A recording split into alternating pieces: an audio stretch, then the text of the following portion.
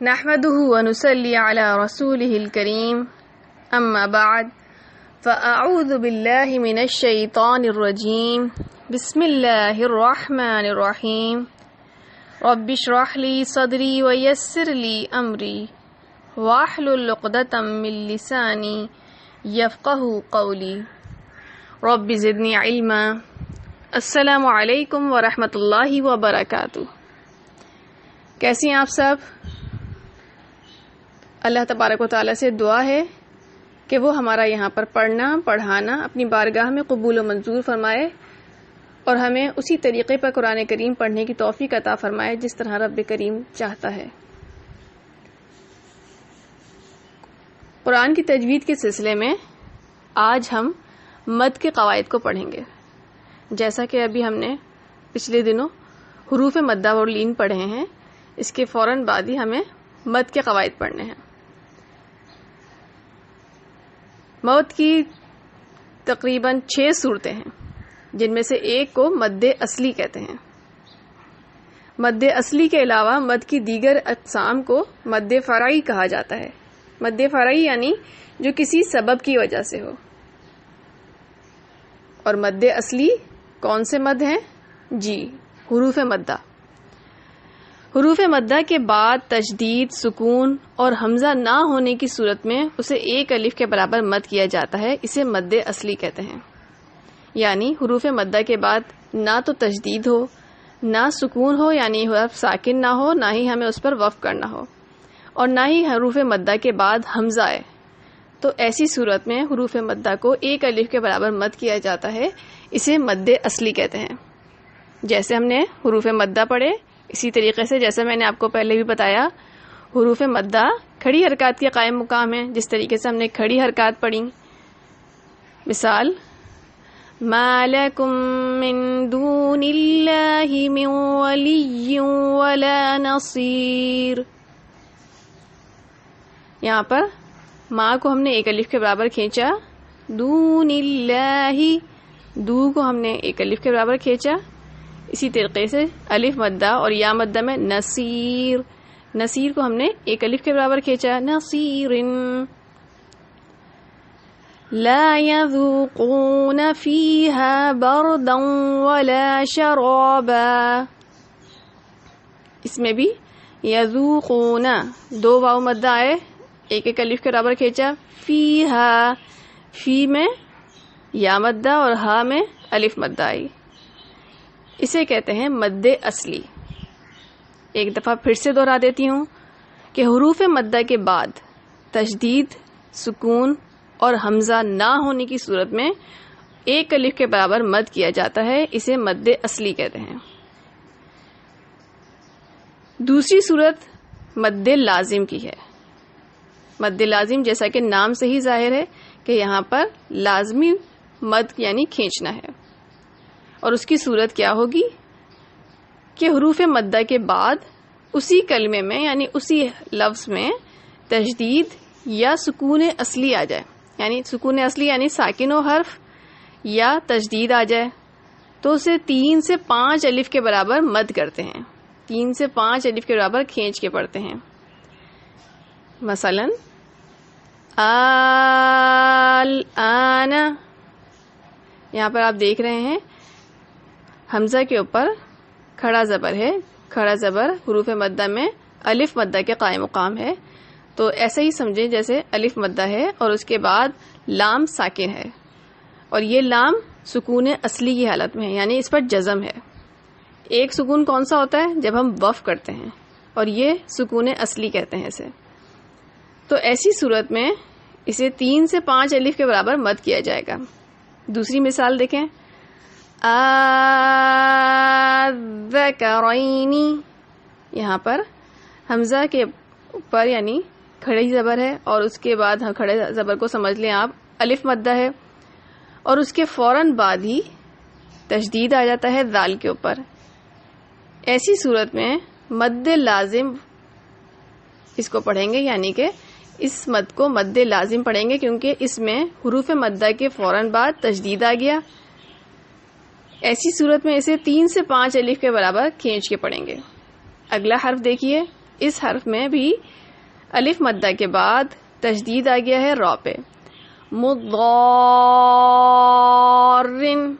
تو اس میں بھی اسے 5 یا 3 الف کے برابر کھینچ کے پڑھیں گے. آئیے اگلے حرف کی، اگلے لفظوں کی پریکٹس کرتے ہیں.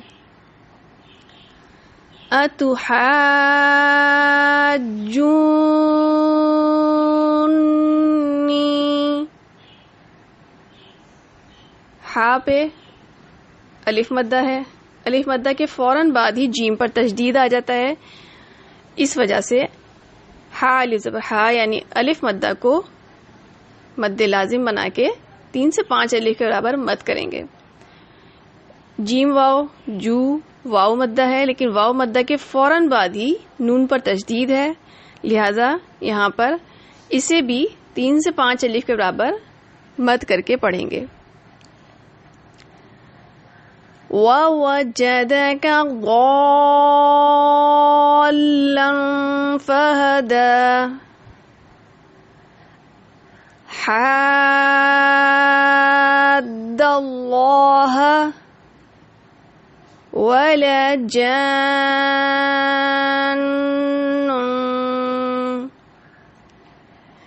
ان تمام مثالوں میں آپ نے اچھی طرح سے جان لیا ہوگا کہ حروف مدہ کے بعد اسی کلمے میں تشدید آ جائے یا سکون اصلی آ جائے تو ایسی صورت میں اسے 3 سے 5 الف کے برابر مد کرتے ہیں.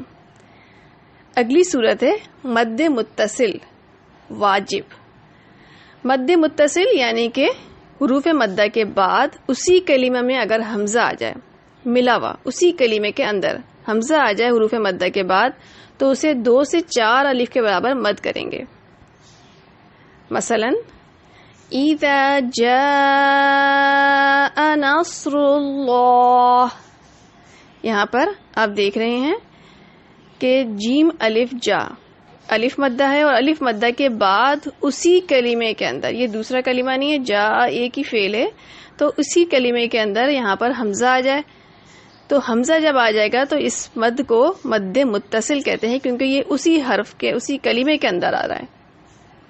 جب ایک ہی کلمے کے اندر حروف مدہ کے بعد حمزہ آ جائے تو اسے 2 سے 4 الف کے برابر مد کریں گے، اور یہ مد واجب ہے. ٹھیک ہے، اگلی مثالیں دیکھتے ہیں. اِذَا السَّمَاءُ عَمِلُوا السُّوءَ وَجِيءَ.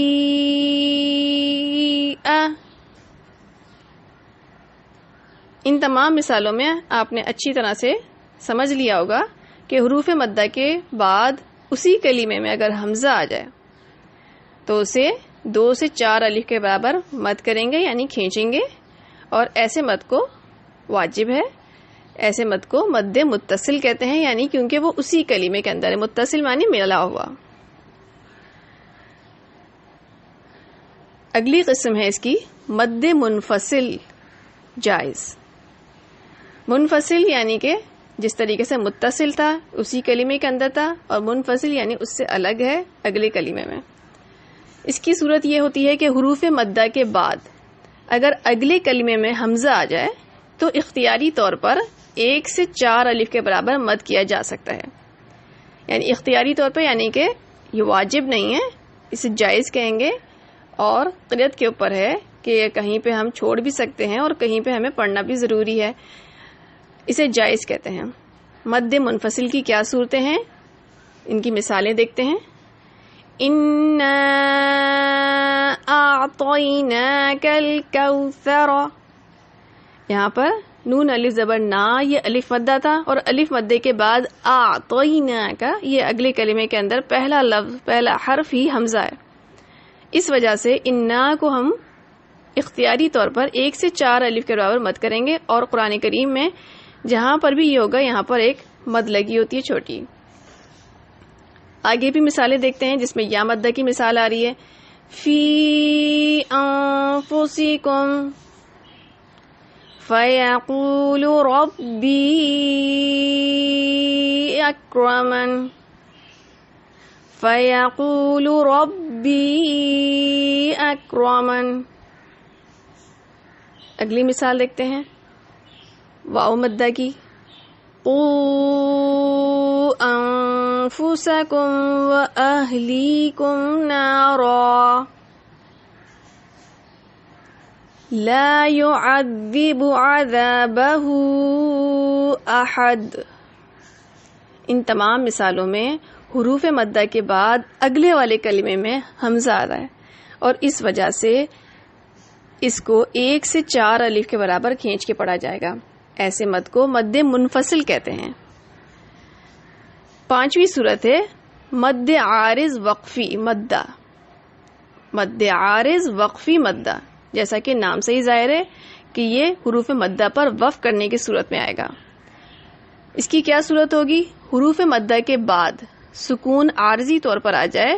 عارضی طور پر مطلب یعنی جزم نہیں ہے لیکن ہم یہاں پر وقف کر رہے ہیں، اس وجہ سے یہاں پر اس حرف پر سکون آیا ہے. جیسا کہ ہم نے حروف مدہ کی جب مشق پڑھی تھی تو اس میں جب ہم نے انہیں وقف کرتے ہوئے بتایا تھا تو آپ کو بتایا تھا کہ حروف مدہ کے بعد اگلے والے حرف پر جب ہم سکون کرتے ہیں یا اس پہ وقف کرنے کی وجہ سے سکون آ جاتا ہے تو اسے 1 سے 4 الف کے برابر مد کیا جاتا ہے. اسی مد کو مد عارض وقفی مدہ کہتے ہیں اور اس کی صورتیں ویسی ہی ہیں جیسے ہم نے وہاں پر مشق کرتے ہوئے پڑھا تھا. آئیے دیکھتے ہیں. من جوع سے اب وقف کریں گے تو کیا پڑھیں گے؟ من جوع. رب العالمین سے وقف کرتے ہوئے کیا پڑھیں گے؟ رب العالمین. فی تضلیل اس سے کیا پڑھیں گے؟ فی تضلیل. ھذا ملح اجاج اس پہ وقف کرتے ہوئے کیا پڑھیں گے؟ ھذا ملح اجاج. حروف مدہ کی جب ہم نے مشق پڑھی تھی تو یہ والا مد ہم نے آپ کو اسی وقت سمجھا دیا تھا، مد عارض وقفی مدہ. اسی طریقے سے حروف لین کی وقف پہ مشق کرتے ہوئے بھی ہم نے آپ کو بتایا تھا. اور مد کے اگلی قسم آ رہی ہے مد عارض وقفی لین. جیسے وہ حروف مدہ پہ وقف تھا اب یہاں پہ حروف لین پہ وقف کرتے ہوئے. اس کی کیا صورت ہوگی؟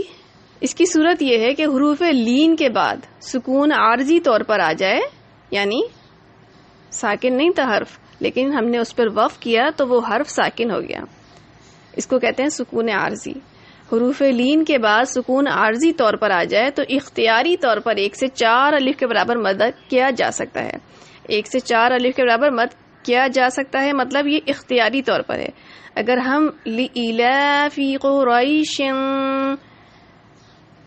اس پہ وقف کریں گے تو کیا پڑھیں گے؟ لإلاف قریش. اور اگر ہم چاہیں تو ایسے بھی پڑھ سکتے ہیں لإلاف قریش. 1 سے لے کے 2 الف 3 الف یا 4 الف کے برابر مد کیا جا سکتا ہے. یہ اسے کہتے ہیں مد عارض وقفی لین. اگلی مثال دیکھتے ہیں. وَآمَنَهُم مِّن خَوْفٍ اس پہ جب وقف کریں گے تو کیا پڑھیں گے؟ وَآمَنَهُم مِّن خَوْفٍ. تو یہ تو تھیں مد کی تمام صورتیں. 6 صورتیں ہیں: مد اصلی، مد لازم، مد متصل واجب، مد منفصل جائز، مد عارض وقفی مدہ، مد عارض وقفی لین. امید ہے آپ ان تمام کو اچھی طرح سے نوٹ کر لیں گے اور آئندہ تلاوت کرتے ہوئے ان تمام باتوں کا دھیان رکھیں گی. بارک اللہ لی و لکم فی القرآن المجید. سبحانک اللہم و بحمدک نشہد ان لا الہ الا انت نستغفرک و نتوب الیک. السلام علیکم و رحمۃ اللہ وبرکاتہ.